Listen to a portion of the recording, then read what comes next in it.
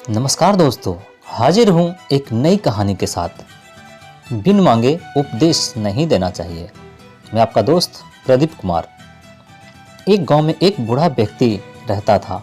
काफ़ी उम्र हो जाने के बाद वह एक उपदेशक बन गया। अपने गांव के चौपाल पर बैठकर वह लोगों को हमेशा यही समझाया करता था कि अगर जीवन में सुख शांति से रहना है तो कभी किसी पर क्रोध नहीं करना चाहिए। एक बार एक युवक उस गांव से गुजर रहा था। उसने भी बूढ़े की बात सुन लिया। उसे उसकी बात बहुत अच्छी लगी। उसे उस बूढ़े से मिलकर कुछ और बातें करने की उत्सुकता हुई। तो उसने बूढ़े से पूछा, बाबा, जीवन में शांति से रहना है तो हमें क्या करना चाहिए? बूढ़े ने फिर वही बात दोहराया, यदि शांति से रहना चाहते हो तो कभी किसी पर क्रोध मत करना, चाहे तुम्हारे सामने जो भी परिस्थितियां हो, क्योंकि क्रोध बुद्धि को खा जाता है और फिर इंसान सही गलत का भेद भूल जाता है। युवक ने पूछा, जी क्या कहा आपने? बूढ़े ने कहा कि तुम जीवन में कभी किसी पर क्रोध मत करना। युवक ने बात नहीं सुनने का नाटक किया और फिर पूछा, जी मैंने सुना नहीं, क्या नहीं करना चाहिए? क्या कहा आपने? बूढ़े ने कहा, अरे भाई, किसी पर किसी भी परिस्थिति में क्रोध नहीं करना चाहिए। यही जीवन में सुखी रहने का मंत्र है। युवक ने फिर बात नहीं सुन पाने का नाटक किया और बोला, बाबा, मैं आपकी बात नहीं सुन पाया, क्या कहा था आपने? बूढ़े ने फिर कहा, कान खोलकर सुन लो, किसी भी परिस्थिति में कभी भी किसी पर क्रोध नहीं करना। इस बार बाबा की आवाज़ में थोड़ा गुस्सा साफ साफ दिख रहा था।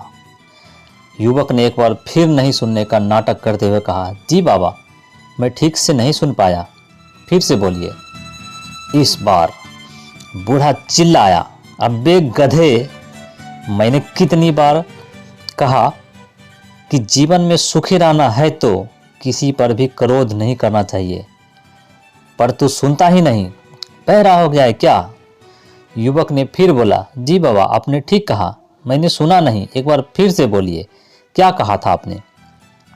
अब तो बूढ़े का गुस्सा 7वें आसमान पर था।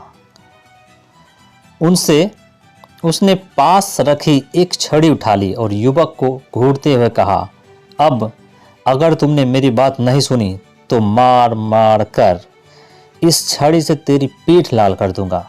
मैंने कहा कि किसी भी परिस्थिति में किसी पर क्रोध नहीं करना चाहिए।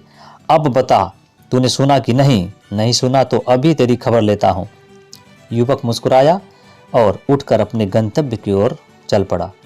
अगर उस बूढ़े की तरह हमें भी उपदेश देने की आदत है तो सबसे पहले हमें स्वयं को उपदेश के सिद्धांतों पर चलकर अपनी प्रामाणिकता साबित करनी होगी। अन्यथा कोई भी हमारी बात को गंभीरता से नहीं लेगा।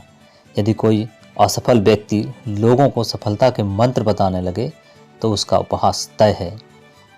दोस्तों, हमारी कहानी कैसी लगी कमेंट में एक बार कमेंट ज़रूर करना, और अगर चैनल पर नए आए हैं तो प्लीज़ हमारे चैनल को लाइक और सब्सक्राइब ज़रूर करना।